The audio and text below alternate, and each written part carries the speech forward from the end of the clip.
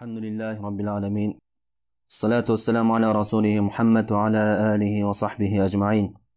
İnşallah bugün El-Usulü Thelâthe ve Edilletuhâ 3 negiz janağın dalilleri деген kitaptin sabağımızda ulantağız. Ötkönki sabaqta bu kitaptin birinci negizini Man Rabbuk, Rabbin kim деген surağı жоғын alып öttük ele, okup öttük. Emi bu sabaqta ekinci negiz, kabırdağı ekinci sura bolğan. Ve ma dinuk, dinin ne деген suranın жоғunu alabız inşallah. Bul alım aytıp jatat. El-asl thani ma'rifat dinil islam bil adilla. Ekinci negiz deyt.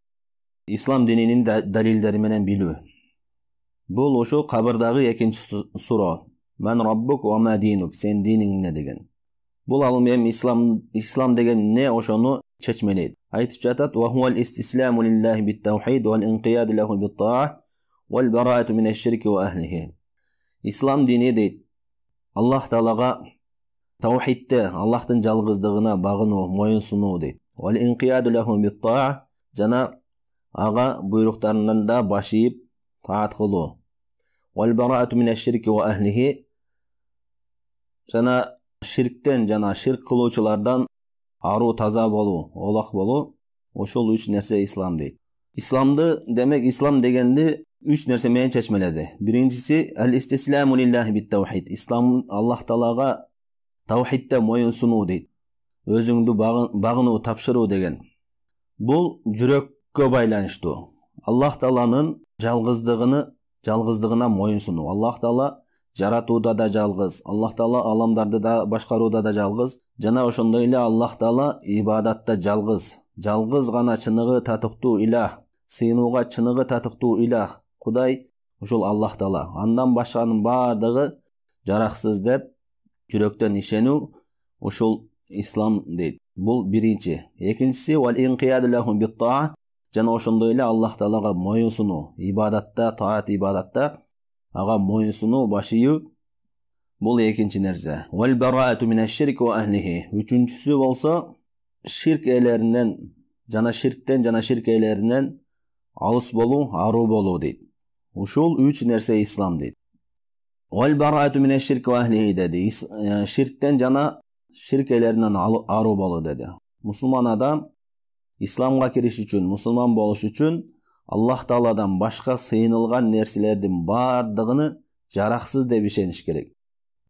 Nasranilerдің dini bolsun, Yahudilerдің dini bolsun, butparastların dini bolsun, bardığını İslam'dan başka, Allah Teala'dan başka sığınılgan nerselerдің bardığını жараксыз деп жүрөгүдөн ишениш керек, жана ошондон аруу таза болуш керек, алыс болуш керек. Жана ошондой эле ширк ээлеринен алыс болуш керек, ширк ээлеринен аруу болуш керек. Азыркы күндө кээ бир адамдар айтышат, Nasranilerdin, Еврейлердин, Яхудилердин дини дагы бардыгы Allah Teala тарабынан келген, асмандан түшкөн диндер бардыгы. Бул асмандан түшкөн диндердин бардыгы тең туура деп. Бул сөз негизи туура эмес. Анткени туура ал асмандан түшкөн негизи асыл дининин башы ошо Allah Teala тарабынан келген, Яхудилердин же Nasranилердин диндери. Бирок алар ал динди бурмалашып ташташкан, динди өзгөртүп ташташкан. Яхудилер Узайр ибнуллах, Узайр Аллахтын баласы деп Allah Teala'ga şirk kılışkan. Nasraniler bolsa İsa Allah'tın balası деп Allah Teala'ga ушинтип şirk kılışkan.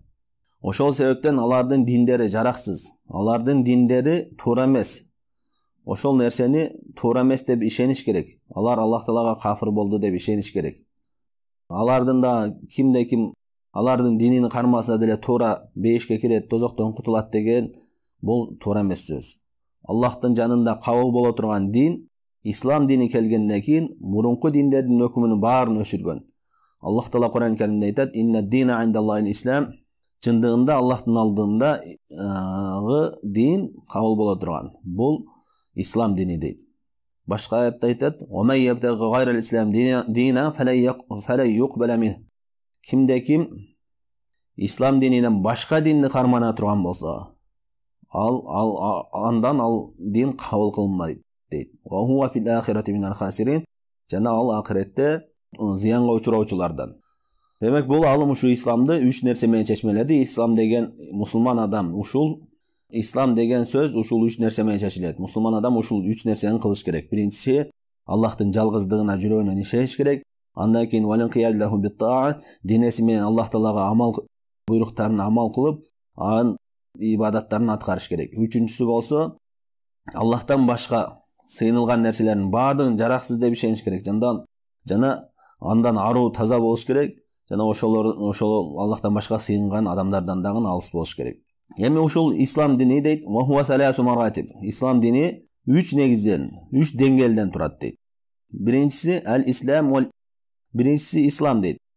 Вал иман. Экинчиси болсо иман дейт. Үчүнчүсү болсо вал-ихсан, үчүнчүсү ихсан дейт. Ва куллу мартабатин лаха арканун. Эми ушул ар бир деңгээлинин, исламдын ар бир деңгээлинин өзүнүн негиздери бар, түркүктөрү бар дейт.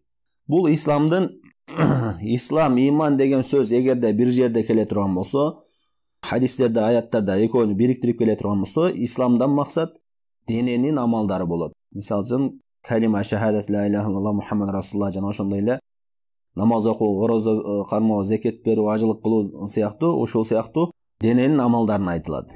Ал эми иман болсо жүрөктүн амалдарына, ишенимдерге кайтат. Аллах Таалага иман келтирүү, периштелерге ишенүү, пайгамбарларга ишенүү, китептерге ишенүү бул иман деп аталынат. Ал эми ихсан болсо, ихсан деген ушул ислам менен имандын аткаруу жолу болот. Бул диндин 3-чү бөлүгү эмес, ошол исламды кандай деңгээлде аткарасың, ошол аткаруунун жолу болуп эсептелинет. Бул ихсан жөнүндө айтылат. Эми эгерде бир жерде келе турган, эки жакта келе турган болсо, мисалы үчүн адамдарды исламга келгиле дей турган болсок, анда ал иманды да камтыйт, ихсанды да камтыйт. Жана ошондой эле адамдарды иманга келгиле дей турган болсо, анда ал дагы исламды да камтыйт, иманды да камтыйт. Качан айырмаланат? Экөө эгерде бир жерде бир сөздө келе турган болсо, анда исламдан ошо дененин амалдары максат кылынат. Ал эми имандан болсо, жүрөктүн амалдары, ишенимдери максат кылынат. Андан кийин бул алым ушул исламдын негиздери жөнүндө, ар бир исламдын, имандын негиздери жөнүндө айтып өтөт. Ихсандын ошондой эле. Айтып жатат ал-мартабал ула, биринчи мартаба, диндин биринчи деңгээли, адам баласынын исламга киргендеги биринчи деңгээли бул ислам деди. Фа арканул ислам хамса. Эми ушул ислам дининин түркүктөрү, негиздери 5 дейт. Биринчиси шахадат ла иляха илlalloh ва анна Мухаммадан расулуллах. Ва икамус салат ва итауз закат ва саум рамадан ва хаджу байтиллахил харам. Исламдын түркүктөрү дейт. Биринчи, Аллахтан башка сыйынууга татыктуу эч бир зат жок. Аллах гана чыныгы ибадатка татыктуу зат. Жана ошондой эле пайгамбарыбыз Мухаммад саллаллаху алейхи вассалам Аллахтын элчиси деп күбөлүк берүү. Ушул исламдын биринчи түркүгү дейт. Ва икамус салат. Андан кийин экинчи түркүгү намазды тургузуу, намаз окуу. Ва итауз закат. Үчүнчүсү зекетти берүү. Ва саум рамадан. Төртүнчүсү орозо кармоо. Ва хаджу байтиллахил харам. Бешинчиси болсо Аллах Тааланын харам үйүнө ажылык кылуу деди. Ушул исламдын 5 түркүгү. Андан кийин ушул исламдын 5 түркүгүнү ар бирини далилдер менен чечмелеп айтат. Биринчи шахада жөнүндө баштап жатат. Фадалилу шахада قوله تعالى شهد الله أنه لا إله إلا هو والملائكة وأولو العلم قائما بالقسط لا إله إلا هو العزيز الحكيم. Шахадат күбөлүк берүүнүн далили дейт Курандан. Аллах Таала айтып жатат. Чындыгында Аллах Таала жана периштелер дейт. Жана илим ээлери Аллахтан башка сыйынууга ылайыктуу зат жок. Аллах гана ибадатка татыктуу зат деп күбөлүк беришет дейт. Адилеттүүлүк менен күбөлүк беришет дейт. La ilaha illahu. Андан башка сыйынууга татыктуу эч бир зат жок. Ал-Азизул Хаким. Аллах Таала улуг жана данышман деп бул аятта Ал-Имран сүрөсүнүн 18-аятында Аллах Таала ушинтип шахадага Аллахтан башка сыйынууга татыктуу эч бир зат жок, жалгыз Аллах гана ибадатка татыктуу экенин баяндап жатат. Бул ушул биринчи түркүккө далил болот. La ilaha illallah калимасына. Эми андан кийин ла иляха илlalloh калимасынын тафсирлеп чечмелеп айтып жатат. Мааниси эмне дегенде ва ма'наха ла ма'буда бихаққин иллаллаху вахдаху. Бунун мааниси дейт. Ла иляха илlalloh мааниси. Алладан башка сыйынууга ылайыктуу, чыныгы татыктуу эч бир зат жок. Жалгыз Аллах гана ибадатка татыктуу деп күбөлүк берүү дейт. Аллахтан башка сыйынуучу нерселер көп. Пайгамбарларга сыйынган адамдар, периштелерге сыйынган, ошондой эле буттарга сыйынган, жаныбарларга сыйынган, кыскасы Аллахтан башка сыйынылуучу нерселер көп. Бирок алар татыктуу эмес, ошол ибадатка сыйынууга татыктуу эмес. Чыныгы ибадатка татыктуу бул Аллахка гана. Чыныгы сыйынылуучу зат, сыйынылуучу илах бул жалгыз Аллах.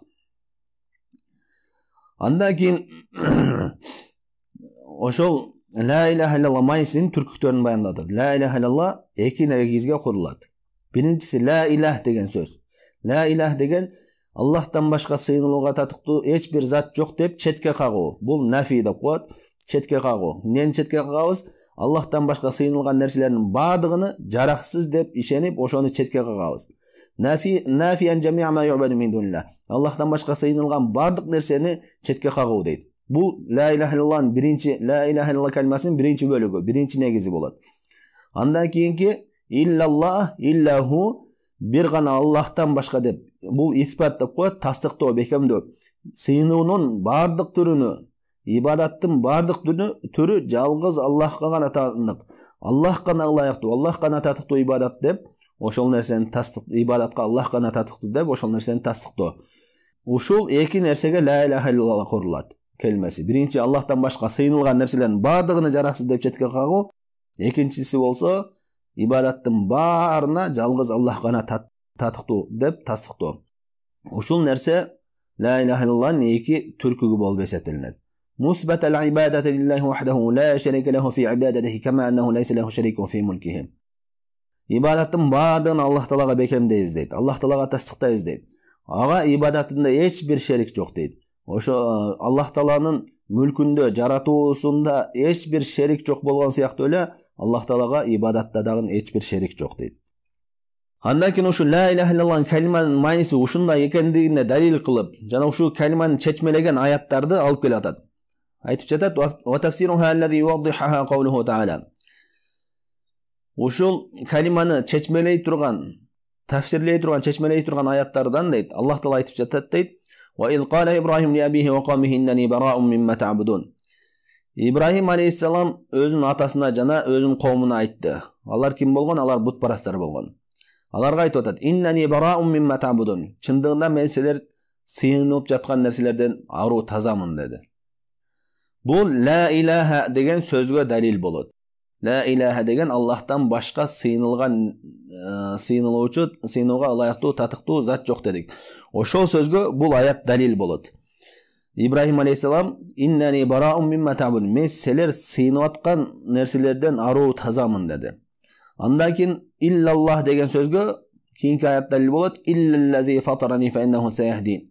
Бир гана мени жараткан зат, ал мени чындыгында туура жолго баштайт, хидаятка баштайт деди. Ушул ла иляха иллаллах калимасынын чечмелей турган аят болуп эсептелет. Андан кийин айтып жатат: "Важалаха калиматан бақиятан фи ақибихи лааллахум яржун." Эми ушул ла иляха иллаллах калиманы өзүнүн урпактарына ар дайым төбөлүктүү кылып калтырды дейт. Балким алар ошол калимага кайтышар дейт. Ибрахим алейхиссалам урпактары ким? Исмаил пайгамбар, андан кийин пайгамбарыбыз Мухаммад саллаллаху алейхи вассалам. Пайгамбар саллаллаху алейхи вассалам дини дагы ушул эки нерсеге кыяматка чейин ушул калима калат. Ушул калиманы өзүнүн урпактарына таштап кетти. Ла иляха иллаллах, Аллахтан башкага эч бир нерсеге сыйынбагыла, Аллахтан башка сыйынуучу нерселердин баардыгы жараксыз, бир гана Аллах Таала гана ибадатка татыктуу деп. Андан кийинки аят дейт. Кийинки аяттагы ушул ла иляха иллаллах калимасын чечмелөөчү аяттардан. Аллах Таала айтып жатат: "Кул я ахлал китаби таалу иля калиматин саваин байнана ва байнакум алла нa'буда иллаллах ва ла нушрика бихи шай'a." Пайгамбар саллаллаху алейхи ва саллям буйруп айтып жатат: "Эй тевелер кимдер? Насранилер жана яһудилер. Таалу иля калиматин саваин байнана ва байнакум. Келгиле, силер менен биздин ортобуздагы окшош болгон бир сөзгө чогулайлы, биригейли. Ошол нерсеге келейли" дейт. Ал калима, ол окшош болгон сөз эмне дегенде: "Алла нa'буда иллаллах ва ла нушрика бихи шай'a." Жалгыз Аллахтын гана өзүнө гана сыйынайлы. Аллахтан башка эч бир нерсеге сыйынбайлы, жана ага эч бирөөнү шерик кылбайлы. Ага эч бир нерсени шерик кылбайлы деди. "Ва ла яттахида бa'дуна бa'дан арбабан мин дунилlah." Биз бири-бирибизди Аллахтан башка сыйынуучу заттарды кылып албайлы. Бири-бирибизге сыйынып кетпейли. Жалгыз Аллахтын өзүнө гана сыйынайлы дейт. Фейн таваллау, егер алар ошондон баш тартса, факулу шхаду би анна муслимун. Силер күбөлүк бергиле, биз мусулмандарданбыз деп айткыла дейт. Бул аятта дагы Аллах Таала ла илаха иллаллах калимасынын маанисин баяндап жатат. Бул аятта Яһудилердин да, Насранилердин да, ахли китаптардын дининин негизи пайгамбарлары ушул нерсеге чакырып келген экендигини баяндап жатат. Алар дагы Муса пайгамбар дагы, Иса алейхиссалам дагы ла илаха иллаллах деп айткыла деп ушул нерсеге чакырып келген. Бул жалпы пайгамбарлардын даваты чакырган нерсесини дининин негизи ушул болгон. Аллахтан башка сыйынылуучу зат жок. Жалгыз Аллахка ибадат кылгыла деп. Бул жерден чоң пайда ала турган нерсе ла илаха иллаллахнын мааниси Аллахтан башка сыйынылууга татыктуу зат жок, жалгыз Аллах гана ибадатка татыктуу деген маани экенин билебиз. Анткени бул маанисини кээ биркилер айтышат, Аллахтан башка жаратуучу жок, Аллахтан башка ааламдарды башкаруучу жок, Аллахтан башка ырыскы берүүчү жок деген ла илаха иллаллах мааниси ошондой деп айтышат. Ла илаха иллаллах мааниси Аллахтан башка ибадат кылуучу зат жок деген маани эмес, Аллахтан башка жаратуучу жок деген маани деп айтышат. Бул туура эмес. Анткени бул аяттарда тафсирлеп жатат. Ибрахим алейхиссаламдын дагы жана ошондой эле Муса алейхиссалам, Иса алейхиссаламдын ахли китаптардын диндеринин бардыгы ла илаха иллаллах Аллахтын өзүнө гана ибадат кылуу экендигини, жалгыз Аллахтын өзүнө гана ибадат кылууга чакыруу экендигин далилдеп жатат. Анткени адамдардын бардыгы мурунку сабактарда айтып өткөндөй, Аллах Тааланын жаратуучу экендигини, Аллах Тааланын рызкы берүүчү экендигини, Аллах Тааланын бул аламдарды башкаруучу экендигини мойнуна алышат. Ал нерсеге ишенишет бардыгы. Ошол себептен ла илаха иллаллах мааниси бул Аллахтан башка ибадатка татыктуу зат жок деп. Бирок ошол алар ишенишсе дагы ошол нерсеге ишенишип туруп, бирок Аллах Таалага ибадатта ширк кылышкан. Аллах Таалага башка бирөөлөрдү теңдеш кылышкан. Буттарга сыйынышкан, таштарга сыйынышкан. Ошол себептен пайгамбарлардын бардыгы Аллахтын жалгыз Аллахтын өзүнө ибадат кылгыла деп ушул нерсеге чакырып келген. Эми Аллах Таала бирок Куранда көптөгөн аяттарда Аллах Таала жаратуучу экендигини, Аллах Тааланын рызкы берүүчү экендигини, Аллах Таала аламдарды башкаруучу экендигини эскерет. Аны эмне себептен эскерет? Эгерде адамдар мойнуна алган болсо, адамдар ошого ишенген болсо, аны эмне себептен эскерет дегенде алымдар айтат, эки максатта эскерилет дейт. Биринчиси болсо Аллах Тааланын улуктугун баяндоо, Аллах Тааланын кудуретин, улуктугун баяндаш үчүн элдерге. Экинчиси болсо ошол силер Аллах Таала жаратуучу деп ишенгениңерден кийин, Аллах Таала аламдарды башкаруучу деп ишенгенден кийин, Аллах Таала бүт аламдардын ээси деп ишенгенден кийин, демек ибадатта дагы жалгыз Аллахка, анын өзүнө гана сыйынгыла, Аллахтын өзүнө гана арнагыла деп ошого милдеттендириш үчүн эскерет. Бул ушул исламдын биринчи түркүгү ла илаха иллаллах жана ошол ла илаха иллаллах Мухаммад расулуллах калимасынын биринчи бөлүгүнү айтып өттү. Эми экинчи бөлүгү жөнүндө Мухаммадур расулуллах деген сөз жөнүндө баштайт. Ва далилу шахадати анна Мухаммад расулуллах каулуху таала. Мухаммад расул Аллахтын элчиси экендигине далил дейт. Аллах Таала айтып жатат: "Лaqad ja'akum rasulun min anfusikum azizun alayhi ma anittum harisun alaykum bil mu'minina raufur rahim." Чындыгында силерге дейт, өзүңөрдөн пайгамбар келди дейт. Өзүңөрдөн дегенде бул араптардан. Араптарга түшүп атат Куран. Ошол араптардан өзүңөрдөн. Араптардан пайгамбар ким? Бул пайгамбарыбыз Мухаммад саллаллаху алейхи вассалам. Бул пайгамбарыбыздын пайгамбар экендигине далил боло турган ошол аяттардан. Пайгамбарыбызды айтып жатат, өзүңөрдөн болгон пайгамбар келди. Араптардан болгон. Азизун алейхи ма анитtum harisun alaykum bil mu'minina raufur rahim. Аларга дейт, ага дейт пайгамбарга, силер ага көкбөттүк кылып, анын буйруктарына баш ийбей, андан баш тартканыңар дейт, ал үчүн оор дейт. Harisun alaykum bil mu'minina raufur rahim. Жана ошондой эле ал силерге өтө көңүл бурат, харис көңүл бурат силердин момун болушуңарга. Жана момундарга райым кылат, мээрим кылат дейт ал. Момундарга райымдуулук менен, мээримдүүлүк менен Аллах Таала негизи пайгамбар саллаллаху алейхи вассаламды адамдарга, ааламдарга райымдуулук, мээримдүүлүк менен жиберген. Аллах Таала Куран Керимде айтат: "Ва ма арсалнака илля рахматан лил аламин." Биз чындыгында сени ааламдарга рахмат менен, райымдуулук менен гана жибердик дейт. Пайгамбарыбыздын келүүсү бул Аллах Тааланын рахматы, Аллах Тааланын райымдуулугунан пенделерге. Аллах адамдарды ширктин караңгылыгынан, адашуудан, зулуматтан чыгарыш үчүн жана ошондой эле ислам дининин нуруна киргизиш үчүн. Бул Аллах Тааланын эң чоң райымдарынан. Ошол пайгамбарыбыздын келиши бул адамдарга Аллахтын рахматынан, Аллахтын райымынан болуп эсептелет. Андан кийин ошо шахадату анна Мухаммад расулуллах, Мухаммад Аллахтын элчиси деген күбөлүк берүүнүн майнисин айтып жатат. Анын майниси эмне дегенде, ва ма'на шахадати анна Мухаммадан расулуллах таатуху фима амара ва тасдиқуху фима ахбар ва ижтинабу ма наха анху ва зажару ан ла ю'бадаллаху илля бима шара. Анын майниси Аллах Таала анын буйруктарына баш ийүү дейт. Жана анын айткан кабарларына ишенүү дейт. Жана анын кайтарган нерселеринен тыйылуу, жана анын буйруктарын жана Аллах Таалага бир гана ошол пайгамбар көрсөткөн жол менен гана, ошонун шариаты аркылуу гана ибадат кылуу деди. Бул жерде бул алым бул калиманын майнисин айткан жок, бул калима камтыган нерселерин айтты. Эми бул калиманын майниси алымдар айтышат, майниси бул пайгамбарыбыз Мухаммад саллаллаху алейхи ва саллям Аллахтын элчиси. Аллах Таала ошону пайгамбар кылып адамдарга жиберген. Ал акыркы пайгамбар. Ошо пайгамбарга Куран түшкөн деп, ошол нерсеге жүрөктөн ишенип иман келтирүү.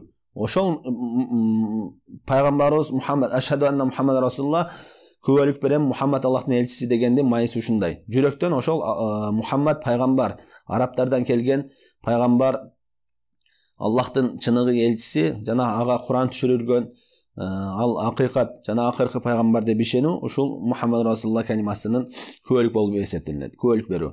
Эми бул калима нелерди камтыйт дегенде, биринчиси таатуху фима амар. Анын буйруктарына баш ийүү. Ал кайсы нерсеге буйруган болсо, анын баарына толук баш ийүү. Бул биринчи нерсе. Алымдар айтышат, Имам Ахмад айтат, Аллах Таала Куран Каримде 30дан ашык жерде пайгамбарыбыз саллаллаху алейхи ва салламга баш ийүүгө буйруган дейт. Көптөгөн аятта Аллах Таала пайгамбарыбызга баш ийүүгө буйруган. Аллах Таала Куран Каримде айтат, я айюхаллазина аману ати'у Аллаха ва ати'у расул. Эй иман келтиргендер, Аллах Таалага жана анын пайгамбарына баш ийгиле дейт.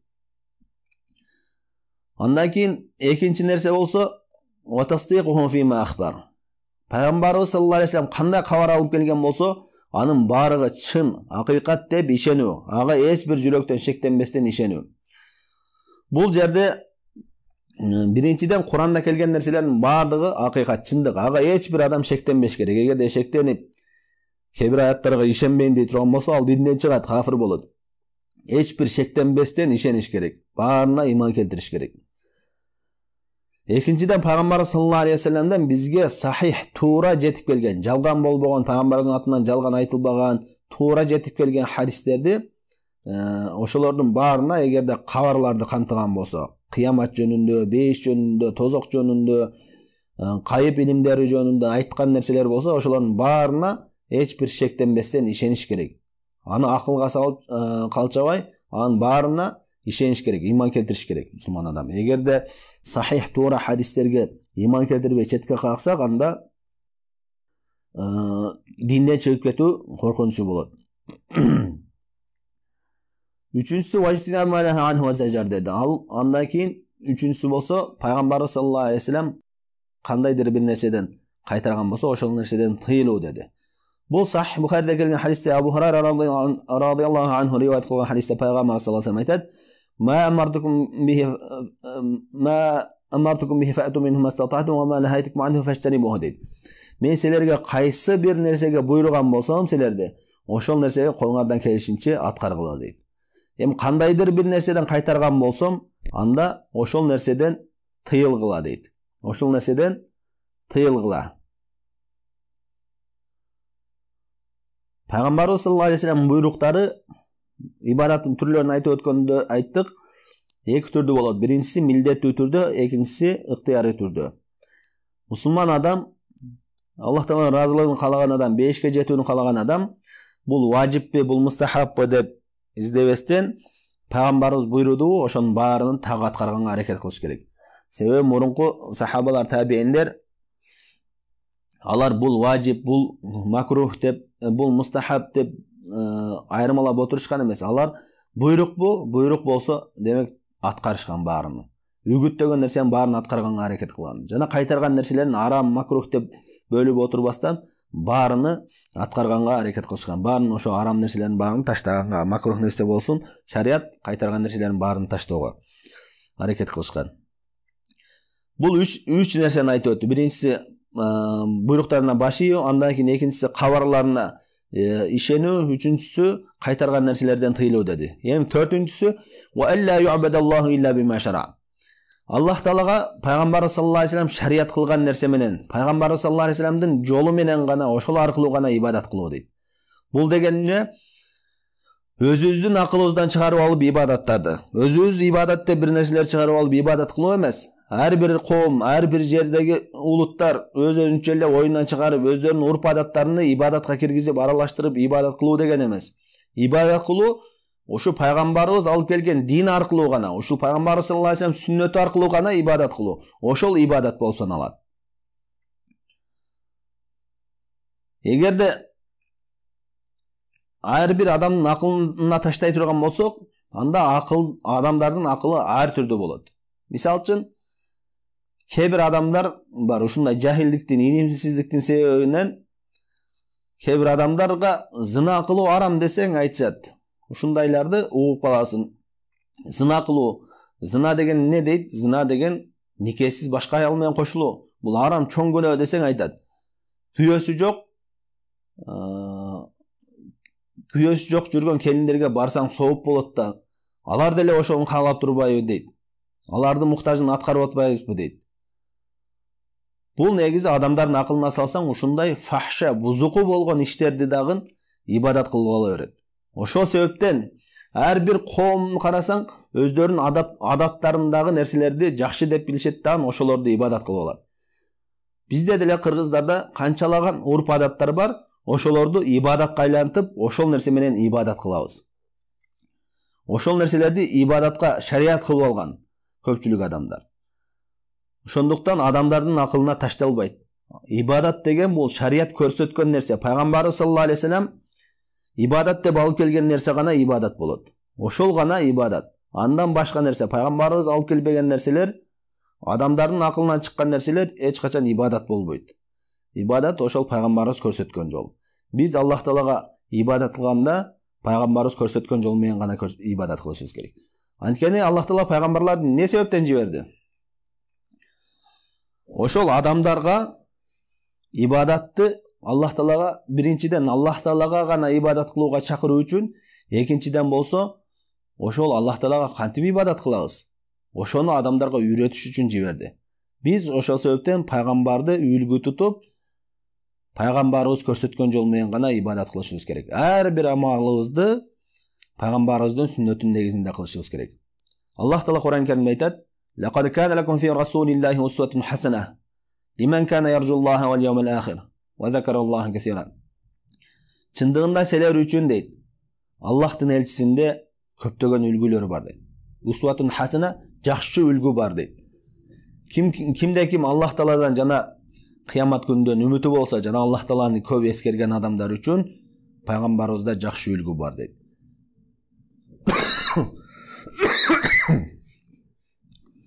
Пайгамбарыбыз саллаллаху алейхи вассалам бизге үлгү ушул шариятты үйрөтүп кеткен, баардык нерсени көрсөтүп кеткен. Ошол нерседе бизге үлгү. Биз ошол пайгамбарыбызды үлгү тутуп, пайгамбарыбыздын көрсөткөн жол менен гана ибадат кылышыбыз керек.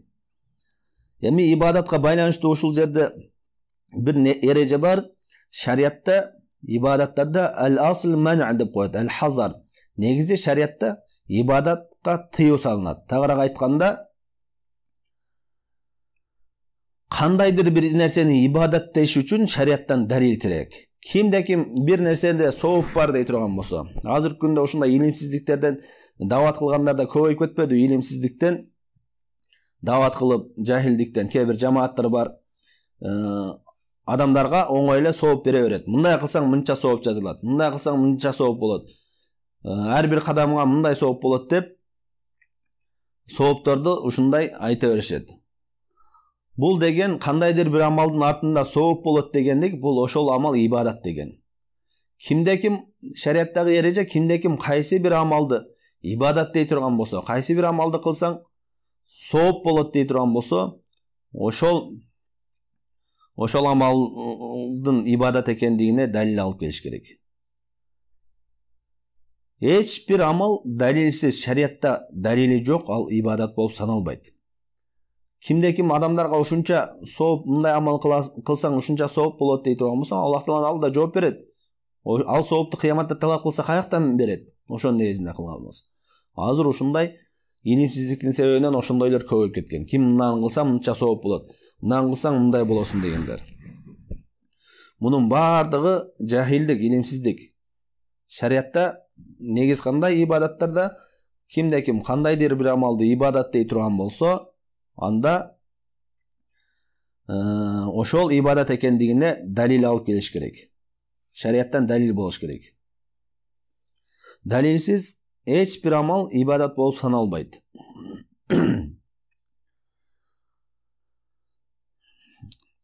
Буга далил пайгамбар саллаллаху алейхи ва саллям хадисинде айтат: "Мен амила амалан лейса алейхи амруна фахуа раддун." Кимде-ким биздин динибизде жок болгон бир амалды кыла турган болсо, ал кабыл кылынбайт, ал өзүнө кайтарылат дейт. Демек, бир амалды ибадат деш үчүн сөзсүз түрдө шарияттан далил керек. Андан кийинки эрежелерден пайгамбар саллаллаху алейхи ва салламдын кылууга мүмкүнчүлүгү бар болуп туруп, ошону кылбай таштаган болсо, ал дагы сүннөт. Пайгамбарыбыздын кылган амалдары сүннөт болгон сыяктуу эле, анын таштаган амалдары дагы сүннөт. Бул мисал менен түшүнүктүү болот. Мисал үчүн пайгамбар саллаллаху алейхи ва салламдын азыр туулган күнү деп маулиттешип, пайгамбар саллаллаху алейхи ва салламдын туулган күнүнү байрамдашып, ошол күнү пайгамбарыбызды эстешип, зикирлерди кылышып, ырдашып, музыкалар менен азыркы күндө ар кандай болуп кетпеди, өнүгүп ар кандай нерселер менен пайгамбар саллаллаху алейхи ва салlam туулган күнүн өткөрүшөт. Муну ибадат деп айтышат маулитте. Зикирлерди окушуп. Бул нерсени пайгамбар саллаллаху алейхи ва салlam өзү кылса болот эле, ошону кылууга мүмкүнчүлүгү бар эле, аны эч бир тыя турган нерсе жок эле. Ошондой эле пайгамбарыбыздын сахабалары да кылса болот эле аны. Пайгамбарыбызды эң жакшы ээрчиген, пайгамбарыбызды эң жакшы көргөн сахабалар. Ошолор кылса болот эле, кылууга мүмкүнчүлүгү бар эле. Ошол нерсени аларды кылайын десе, ошол нерседен тыя турган нерсе жок эле. Бирок ошого карабастан алар бул нерсени ташташты. Бул нерсени кылышкан жок. Демек, ушундай пайгамбар саллаллаху алейхи ва салlam кылууга мүмкүнчүлүгү бар болуп туруп таштаган нерсеси дагы сүннөт болуп эсептелет. Пайгамбардын сүннөтү. Кимде-ким пайгамбар саллаллаху алейхи ва салламдын кылууга мүмкүнчүлүгү бар болуп туруп таштаган нерсесини таштабаса, ал шариятка бидат киргизген болот. Шариятка жаңылык киргизген болот. Шариятка ибадат киргизген болот. Буга далилдерден пайгамбар саллаллаху алейхи ва салламдын аялдарына 3 киши келишет. Пайгамбар саллаллаху алейхи ва салламдын кылган ибадаттары жөнүндө сурайт. Пайгамбарыбыз кандай ибадат кылат эле деп. Пайгамбарыбыздын ибадаттары жөнүндө аял айтып бергенден кийин, алар пайгамбар саллаллаху алейхи ва салламдын ибадатыны аздай көрүшөт. Бул биз көбүрөөк ибадат кылгыбыз келет, бул азырактай дегендей кылып ушундай көрүшөт. Анан бирөөсү айтат: "Мен такыр уктабайм, түнү менен намаз окуйм" дейт. Бирөөсү айтат: "Мен такыр оозумду ачпайм, өмүр бою орозо кармайм" дейт. Бирөөсү: "Мен аялдарга такыр үйлөнбөйм" дейт. Жалаң Аллах Таалага ибадат кылам дейт. Ошондо пайгамбарыбыз келгенде аялы кабар берет ал жөнүндө. Ушундай деп 3 киши келип, ушундай деп айтып кетишти дейт. Анан пайгамбар саллаллаху алейхи ва салlam элди чогултуп хутба кылат. "Ма балу аквамин" дейт. "Якулуна каза ва каза." Ал кээ бир адамдар ушундай деп айтышыптыр дейт. Ушундай деп айтышыптыр дейт. "Ама инни ахшакум ва атқакум лилла." Мен силердин ичиңерден эң Аллахтан коркконуңар менмин. Аллахка эң такваңар менмин дейт. "Фаман рагиба ан суннати фалайса минни." Кимде-ким менин жолумдан, менин сүннөтүмдөн баш тарта турган болсо, ал менден эмес деди. Пайгамбарыбыз саллаллаху алейхи ва салlam аялдарга үйлөнгөн. Пайгамбар саллаллаху алейхи ва салlam түнү уктаган, бирок түнү туруп намазда окуган. Пайгамбарыбыз орозу да кармаган, оозун да ачып жүргөн. Ушул пайгамбар саллаллаху алейхи ва салlam сүннөтү. Кимдегин пайгамбарыбыздын сүннөтүнө каршы келген болсо, ал канча ибадат кылса да пайгамбар саллаллаху алейхи ва салlam сүннөтүнө каршы келсе, ал ибадат кабыл болбойт. Ошол себептен пайгамбар саллаллаху алейхи ва салlam айтат: "Кимдеким менин сүннөтүмөн баш тарткан болсо, ал менден эмес" дейт.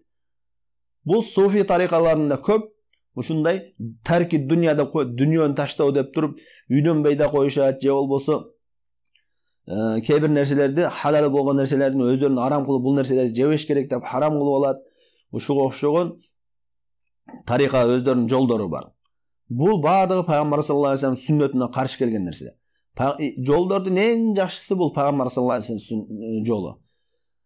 Ибадаттардын эң жакшысы пайгамбарыбыздын ибадаты. Себеби пайгамбарыбыз эң таква болгон. Адам атадан баштап кыяматка чейинки адамдардын эң жакшысы, Аллах Таалага эң сүйкүмдүүсү бул пайгамбар саллаллаху алейхи вассалам болгон. Ошол себептен пайгамбарыбыздын жолу бул эң жакшы жол. Пайгамбар саллаллаху алейхи вассалам ар бир жумада хутбада ушундай деп айтат. Фа инна хайрал хади хади Мухаммадин саллаллаху алейхи вассалам. Чындыгында жолдордун эң жакшысы пайгамбарыбыз Мухаммад саллаллаху алейхи вассалам жолу деп айтат. Ошондуктан биз ибадат кылганда акылыбызга салып, көп ибадат кылам, мындай ибадат кылам дебей, ошо пайгамбарыбыздын сүннөтүнү, пайгамбарыбыздын жолу менен гана ибадат кылсак, ошол ибадаттардын эң жакшысы болот, эң толугу болот. Пайгамбарыбыз саллаллаху алейхи вассалам кылууга мүмкүнчүлүгү болуп туруп таштаган нерселерини таштоо да он сүннөт болот. Жана бул хадисте пайгамбар саллаллаху алейхи вассалам ошол пайгамбарыбыз таштаган нерселерди кылам дегенде, адамда сахабалар ошол нерселерди кылам дегенде пайгамбар саллаллаху алейхи вассалам ошону кылуу, ошону таштоо сүннөт экенин баяндады. Кимде ким менин сүннөтүмөн дейт, пайгамбарыбыз аларды таштаган. Кимде ким менин сүннөтүмөн баш тартса, ал менден эмес деди. Ошон үчүн пайгамбар саллаллаху алейхи вассалам мисалы үчүн маулитти айтып өттүк. Маулиттагы пайгамбарыбыз кылса болот эле, бирок пайгамбарыбыз ошого карабастан таштады. Ошону таштоо сүннөт болуп эсептелинет.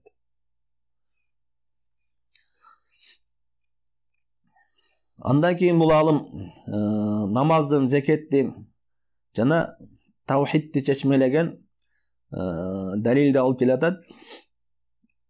Ва далилун салат ва закат ва тафсиру таухид каулуху таала. Намаздын жана зекеттин жана таухидтин чечмелеген аят дейт. Аллах Таала Кур'ан келмейт жатат дейт.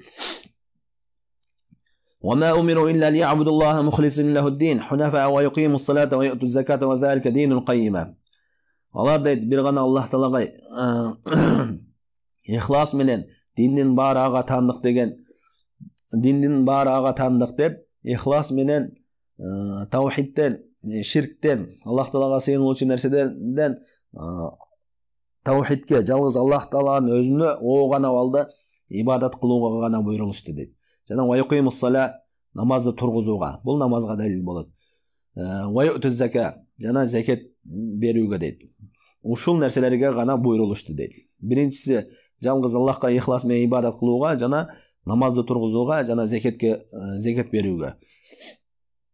Ушул нерсеге гана буйрулушту. Ва залика динул каййима, ушул чыныгы Аллахтын алдында чыныгы дин дейт. Туура дин. Бул аятта Аллах Таала намазды, закетке буйруп атат. Аллах Тааланын буйруктары бул фарз экендигине далил болот. Намаз, закет фарз. Андан кийин ва далил сиям каулуху таала. Орозонун далилин айтып атат. Орозонун далили дейт, Аллах Тааланын сөзү дейт. Я айюхаллазина аману кутиба алейкумус сиям кама кутиба алаллазина мин кабликум лааллакум таттакун.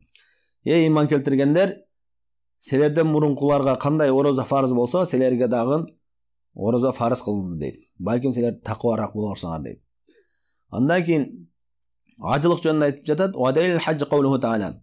Эми ажылыктын далили дейт. Аллах Таала айтып жатат. Валиллахи алан-нас хаджул байти ман истатаа илейхи сабила.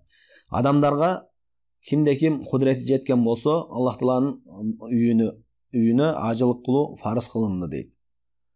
Ва ман кафара фа инналлаху ганиюн анил аламин. Кимде ким кафир боло турган болсо, Аллах Таала аламдардан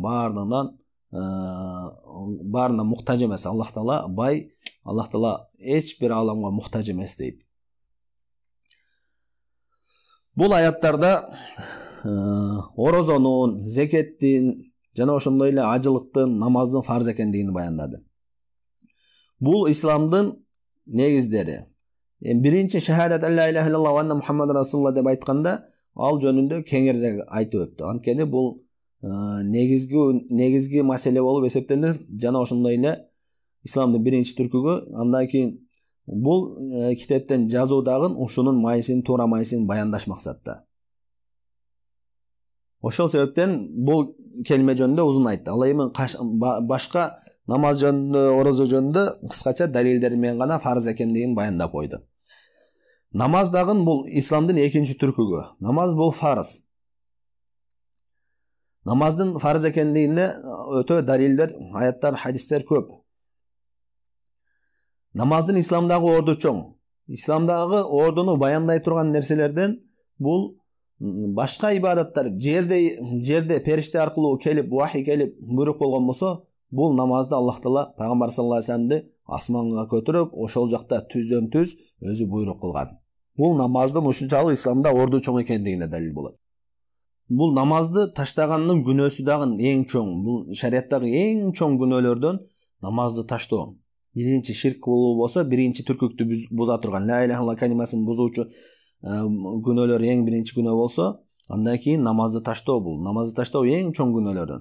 Пайгамбар саллаллаху алейхи вассалам хадисте айтат: "Ал-ахду аллази байнана ва байнахум ас-сала, фаман таракаха факад кафара." Кимде биз менен кафырлардын ортобуздагы айырмалаучу нерсе бул намаз дейт. Кимде ким намаз таштаса ал кафыр болуптур дейт.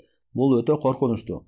Намазды таштагандын ушунчалык коркунучтуу экендиги жетишиктүү баяндай турган нерсе бул алымдар ортосунда талаш болгон. Намаз окуган адам мусулманбы, мусулман эмеспи деген.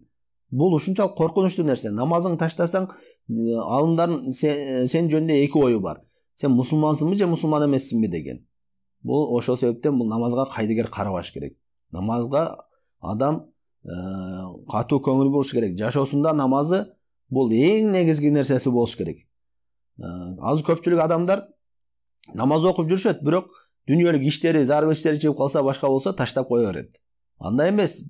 Иштериңди намазыңдын негизинде болуш керек. Намазымды окуй аламбы, намазым калып кетпейби деген мусулман адам үчүн ошондой болуш керек. Намаз эң негиздүү болуш керек. Намазымды окуй албай кала турган болсом, намазым калып кете турган болсо, ал иштин кереги жок деген ушундай деңгээлде болуш керек мусулман адам. Бул Ибн Масуд радыйаллаху анхунун сөзү бар. Кийинки акыретке жакын сүннөт бидатка айланып калат. Дин, тагыраак айтканда, дин эмес болуп, динге киргизилген жаңылык болуп саналып калат. Ал эми дин эмес нерселер, динден болбогон нерселер дин болуп калат дейт.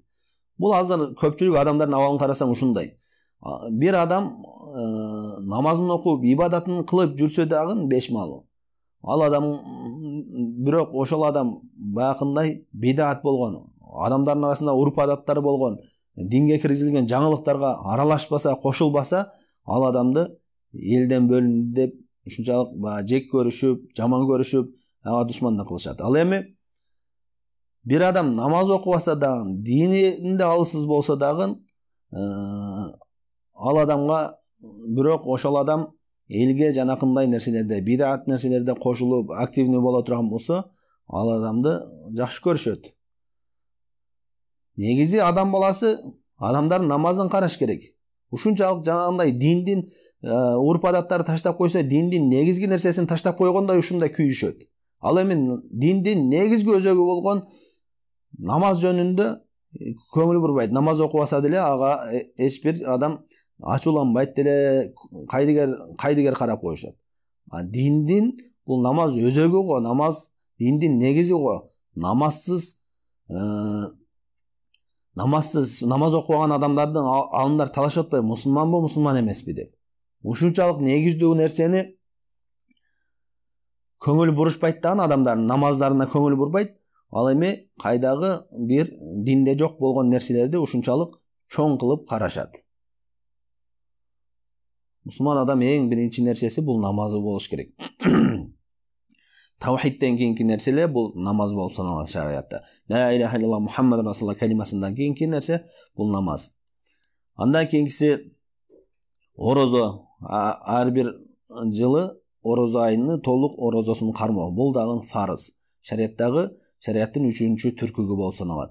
Андан кийинки зекет берүү. Кимде ким акчасы жетип, кудурети жеткен болсо, зекет берүү. Бул дагы фарыз. Шариаттын бул 3-чү түркүгү зекет, 4-чүсү болсо орозо кармоо. Андан кийин 5-чиси болсо ажылык кылуу. Ажылык дагы кимде ким кудурети жеткен болсо, ага дароо ажылык кылуу фарыз болот. Көпчүлүк адамдар кудуретсиз жетсе дагы кечиктирип жүрө берет. Бул ажылыктагы кечиктирген болбойт.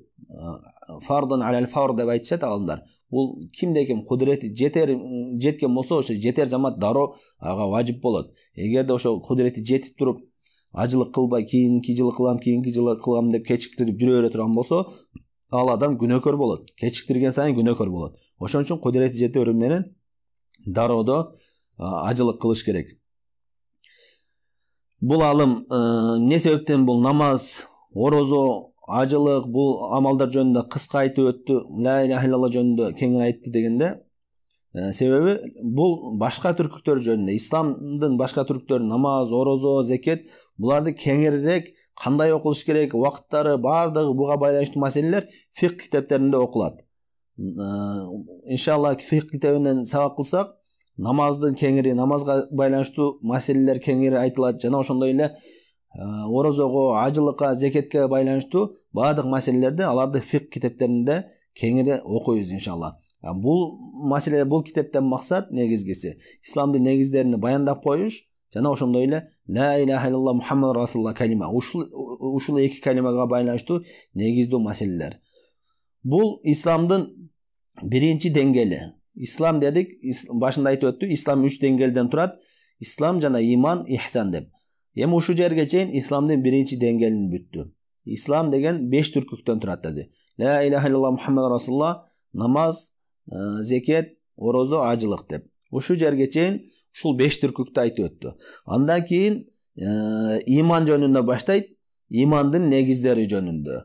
Аны буйруса иншалла кененирээк токтолуп, кийинки сабакта имандын негиздери жөнүндө айтып өтөбүз. Иман деген эмне жана имандын негиздери эмне, ал жөнүндө кийинки сабакта иншалла айтып өтөбүз.